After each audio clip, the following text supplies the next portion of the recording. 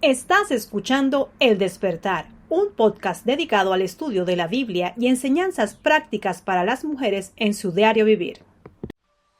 Faraón ordenó que las parteras asesinaran a los niños varones recién nacidos, pero su temor a Dios les impidió llevar a cabo tal infanticidio de niños hebreos. Estas mujeres actuaron audaz y valientemente, se negaron a violar sus conciencias y desobedecieron a la autoridad civil sin temor a las consecuencias, con el fin de preservar la vida de estas criaturas. El temor del Señor es lo único que nos puede liberar del temor de los hombres, que solo sirve para obstaculizar nuestra completa obediencia y rendición a Dios. Dios, quien toma en cuenta cada acto de generosidad y misericordia que hacemos, las recompensará con su fidelidad, prosperando a nuestras familias. Veremos qué sucede en el primer capítulo del Éxodo. Hola, ¿qué tal? Es un gusto para mí poder compartir con ustedes el libro del Éxodo y poder así conocer qué es lo que Dios tiene para nosotras a través de su palabra, a través de los hechos, de las historias, del tiempo, hasta nuestros días. Vamos a empezar leyendo el capítulo 1 de la versión Reina Valera. Dice así: Estos son los nombres de los hijos de Israel que entraron en Egipto con Jacob. Cada uno entró con su familia: Rubén, Simeón, Leví y Judá, Isaacar, Zabulón y Benjamín, Dan y Neftalí, Gad y Aser. Y todas las almas de los que salieron de los lomos de Jacob fueron 70. Y José ya estaba en Egipto. Vemos a la familia de Jacob, que 70 personas, que va por la mano del Señor guiados a través de Canaán hasta Egipto. Y se puede decir que traídos allí para su resguardo en un lugar seguro. A los ojos del mundo, ellos eran insignificantes. Pero si Dios está en el asunto, nunca debemos despreciar el día de las pequeñeces. Recordemos que el libro de Génesis es la historia de la caída del hombre.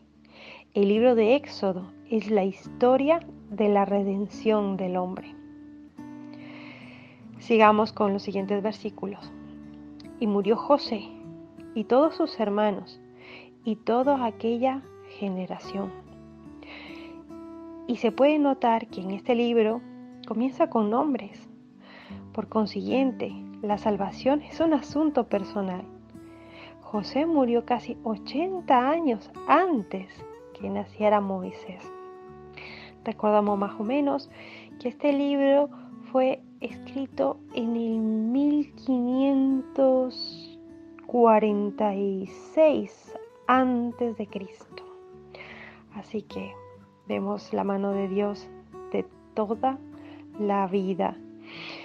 Sigamos. Y los hijos de Israel crecieron y multiplicaron y fueron aumentados y se hicieron muy poderosos, y se llenó la tierra de ellos.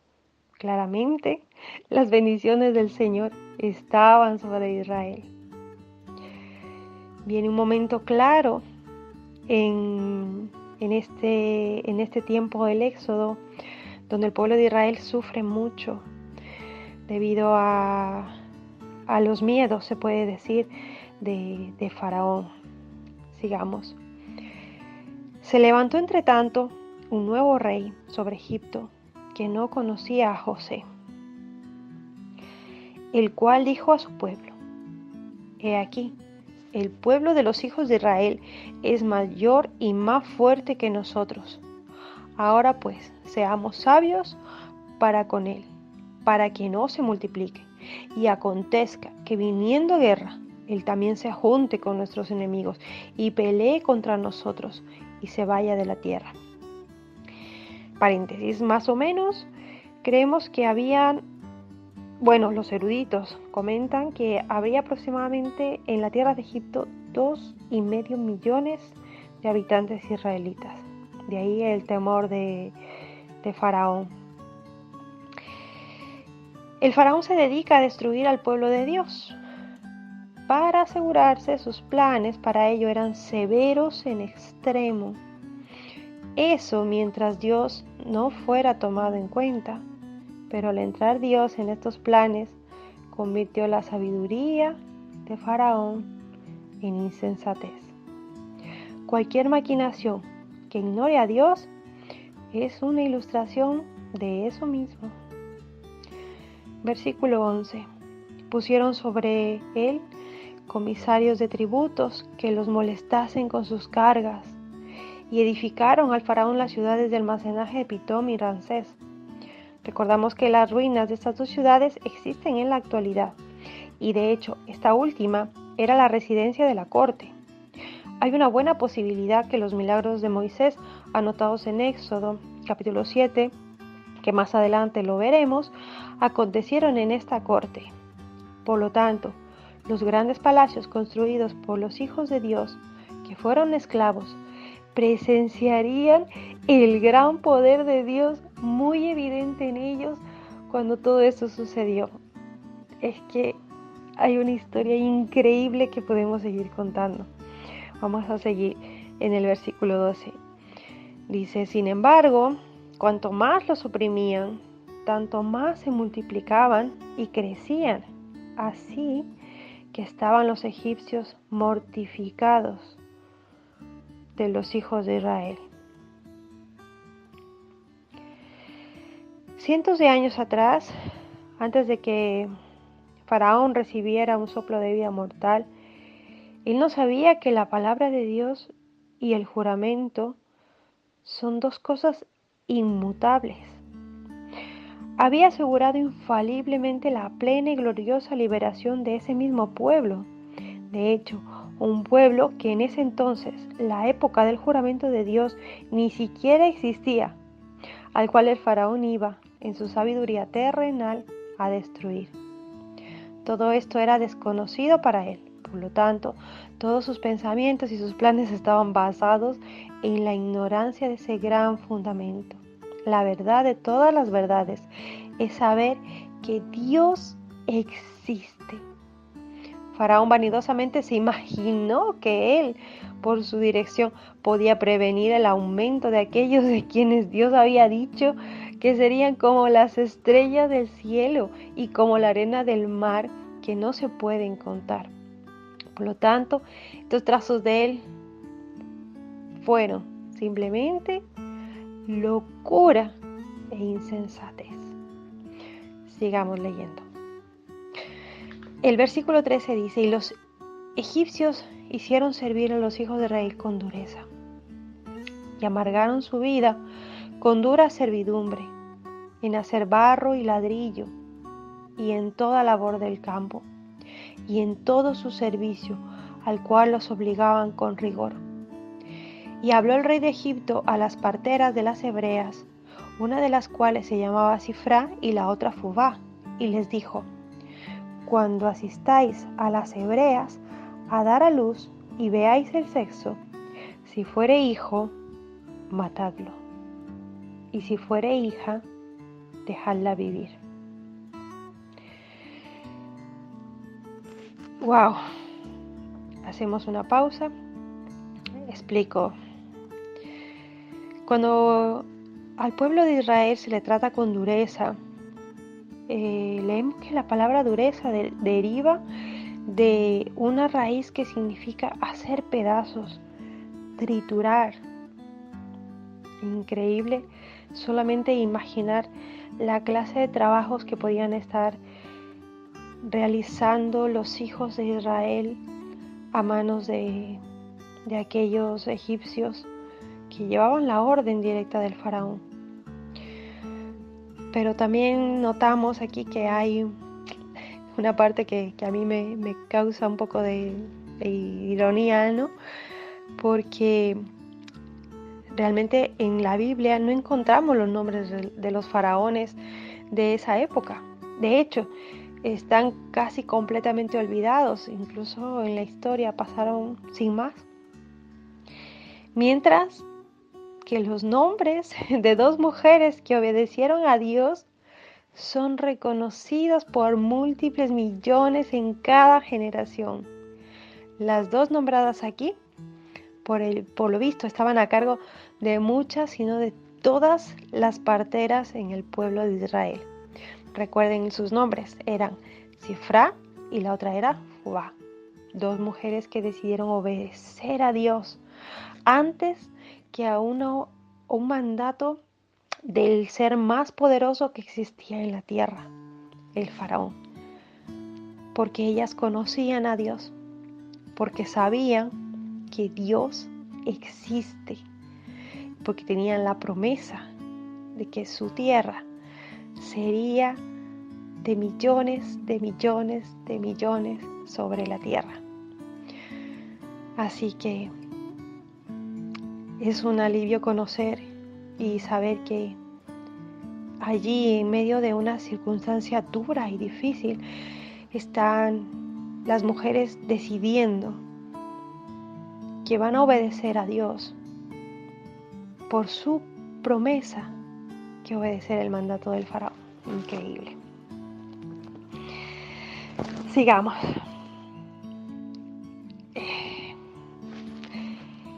Mas las parteras temieron a Dios y no hicieron como les mandó el rey de Egipto, sino que reservaban la vida de los niños. Este plan de asesino ingeniado por el faraón o alguien de su corte era para debilitar al pueblo de Israel o limitar un futuro crecimiento. Algunos se preguntarán, ¿por qué permitió el Señor este acontecimiento? La respuesta es muy sencilla. Si Israel no hubiera sufrido enormemente, ellos no hubieran anhelado irse de Egipto. Impresionante. Las parteras también idearon un plan, sin duda, por el Señor, que produciría los resultados deseados. Es que de verdad que lo leo, me encanta esta parte que dice: más las parteras temieron a Dios y no hicieron como les mandó el rey de Egipto, sino que reservaban la vida de los niños. El temor a Dios hizo que las parteras tomaran un papel fundamental en esta historia. Versículo 18. Y el rey de Egipto hizo llamar a las parteras, Sifra y Fubá, y les dijo: ¿por qué habéis hecho esto? ¿Qué habéis reservado la vida de los niños? Y las parteras respondieron al faraón: porque las mujeres hebreas no son como las egipcias, porque son robustas y dan a luz antes que la partera venga de ellas. Aquí vemos parte de su plan. Este plan requería que ellas llegaran tarde y por lo cual pues dio buenos resultados. Versículo 20. Y Dios hizo bien a las parteras.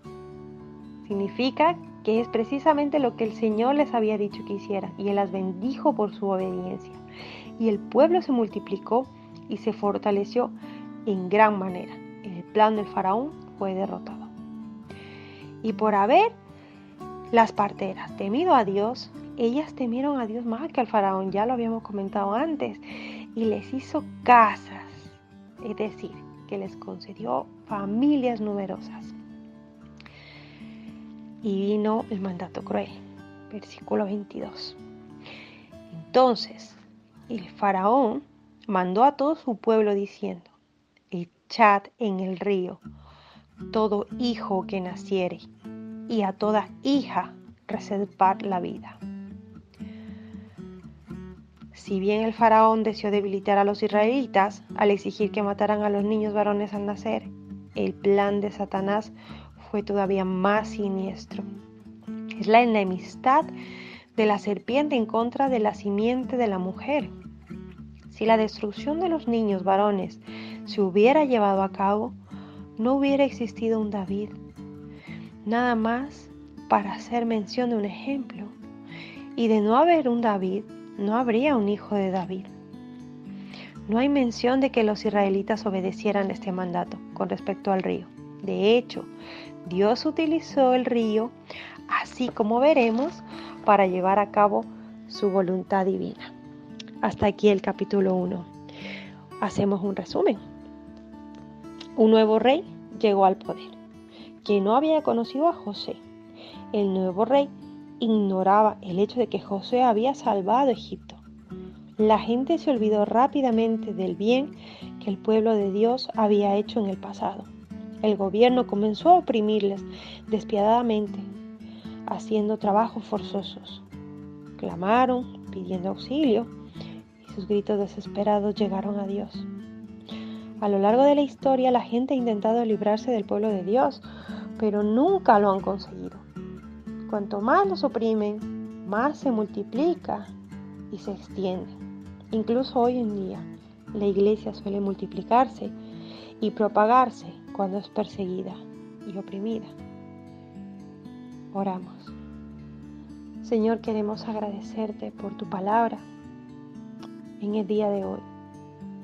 Tú nos recuerdas, Señor, cuánto estuvieron oprimidos los hijos de Israel en aquella época, cuando se olvidó todo lo que tú habías hecho, cuando se olvidaron de los beneficios que tú habías concedido mediante José. Amado Señor, perdónanos, porque nosotros también olvidamos tus beneficios, olvidamos quién eres, olvidamos de dónde nos sacaste, olvidamos quiénes éramos y quiénes somos ahora mediante tu poder y tu gracia. Perdónanos, Señor, por no recordar todo el bien que tú hiciste en el pasado y todo el bien que tú nos haces en el presente.